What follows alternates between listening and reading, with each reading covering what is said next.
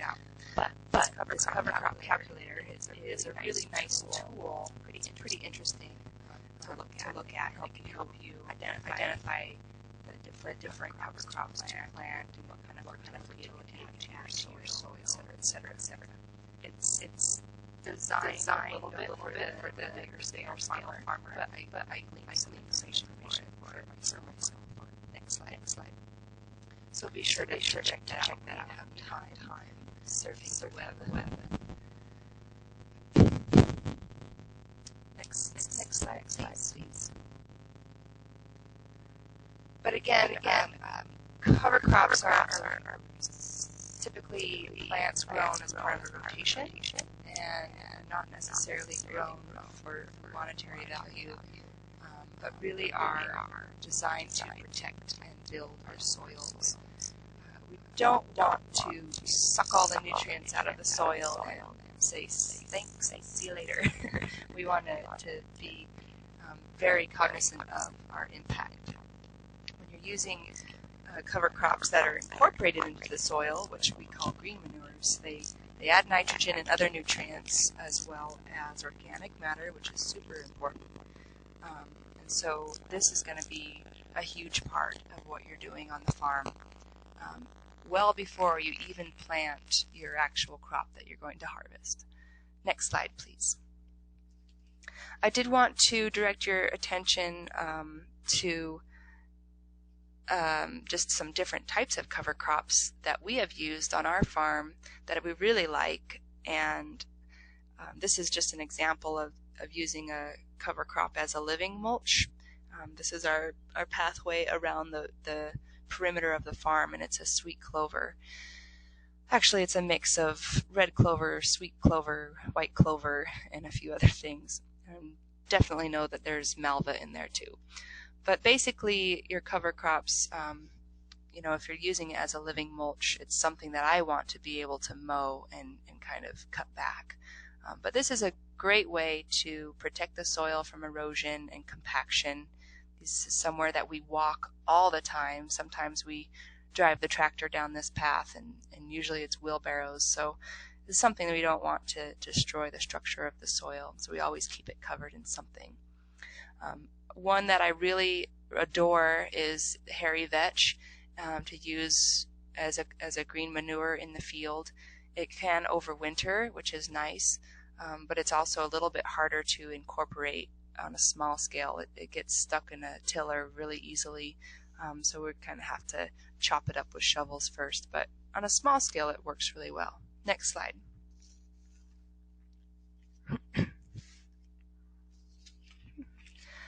Again, different cover crops and green manures have different properties.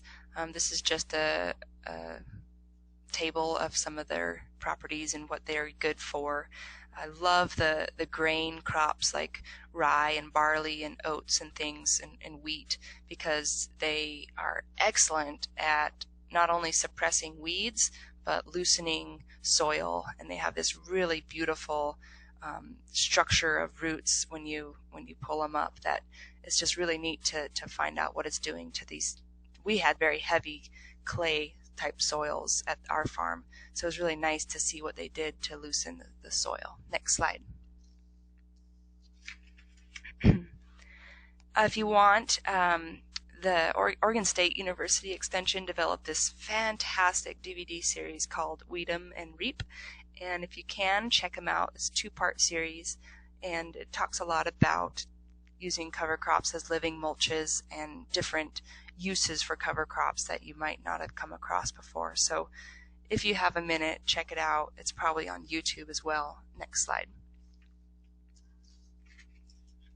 So moving along, talking about protecting our soils, we have to address soil cultivation, especially for if you're doing any sort of vegetable crop production. And just quickly, there are some benefits to soil cultivation.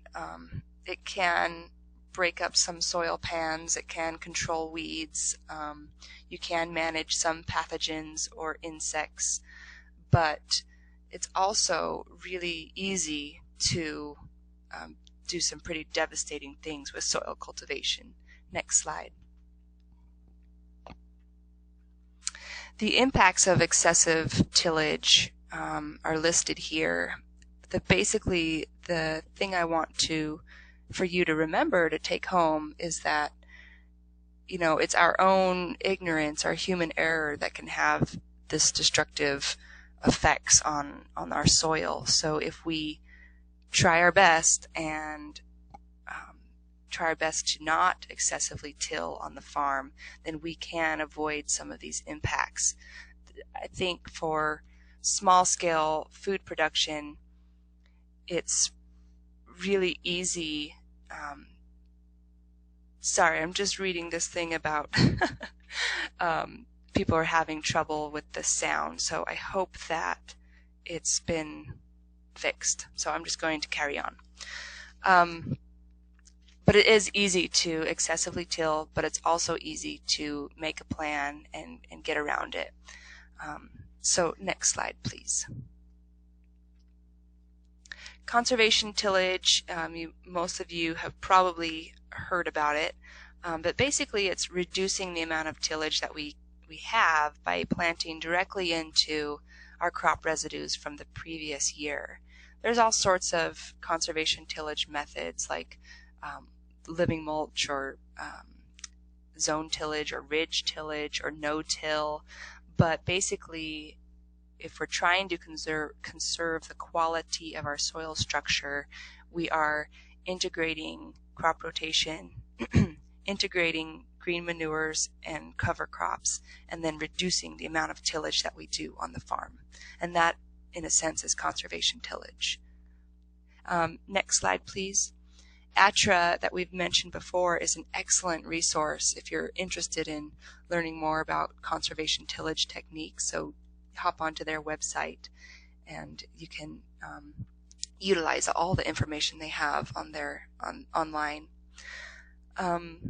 Let's talk a little bit about weeds, because I have yet to meet a sustainable or organic farmer that doesn't have any weeds on their farm.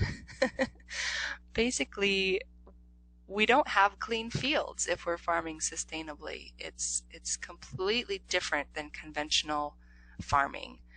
And the first and foremost when we're talking about weeds is that you've got to do the homework. Know what you have in your field. Whether or not it's a weed by definition, I don't care. Know what you're growing. And I love this quote, "Weeds are a plant that we have not yet found a use for." I think every single plant in the field has some sort of purpose, whether it is to add organic matter back to the soil, add different nutrients back to the soil, whether it's to tell us a little bit about our soils. I've found that malva and field bindweed, they're really sort of my nemesis weeds, but they also tell me where my hardpan or my clunky soils are that need addressing. So every weed or every plant has a story to tell, and it's up to us to kind of do the homework and really make sure that it's one that we want to get rid of. Weeds have a great capacity to hold water and to provide cover and prevent erosion. They provide beneficial habitat for beneficial insects. So know your weeds before you jump to conclusions. Next slide, please. There's an incredible amount of books and online sources for weed identification. So certainly keep a little handbook, but also don't forget to use your extension educator in your community. They're a great source. Most of them can really good at identifying different weeds and pests. So don't hesitate to bring it into town and have some help with identification. Tools for control. Well, good luck.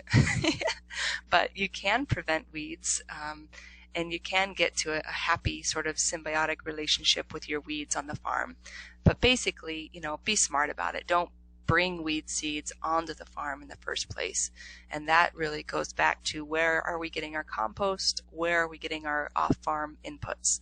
Raw manure, that's going to have seeds. So what do? Use composted manure. Mulches, that's probably going to have a lot of seed supply as well. So be careful with the hay that you bring in.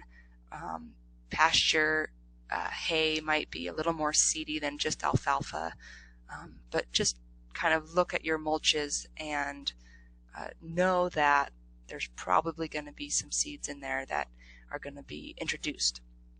Straw tends to be cleaner in terms of seed that we don't want, but also keep in mind that it does have the higher carbon type of ratio when we're incorporating it into our soils at the end of the year. So just be aware of that. Next slide.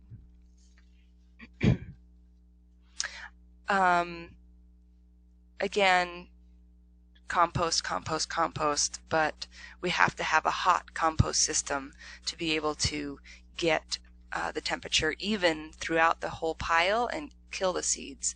Field bindweed and malva, for example, have a very high tolerance to heat. They're very resistant to heat, and so killing those seeds can be kind of tricky.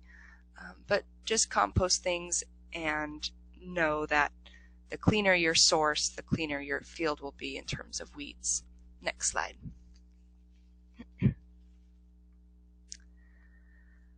Well, this might seem pretty obvious, but it's surprising to see how many people things get ahead of them, and I'm sure we'll all be there again at some point, but don't let your weeds go to seed in the first place. Weeds have cycles that they go through, and you just have to kind of keep on task. This is a picture of our onion beds that we sort of let go accidentally over the course of a couple weeks. Just didn't get to them, just had so much stuff to do, and they're very tedious to weed once the weeds get big. And so you can see how on the right hand side of that picture, purslane and pigweed had overtaken the beds, and it took us forever to weed through them by hand. So it's really something that you might have to consider. Is it worth continuing this harvest from the field just to talk about weeds and trying to get these things out of here? Hand weeding, it's very labor intensive, very expensive. So yes, keep a handle on weeds at the early get-go. Next slide. We can prevent weeds from going to seed, but we can also, the seeds are going to be there regardless. So we want to do light cultivation on both sides of our rows.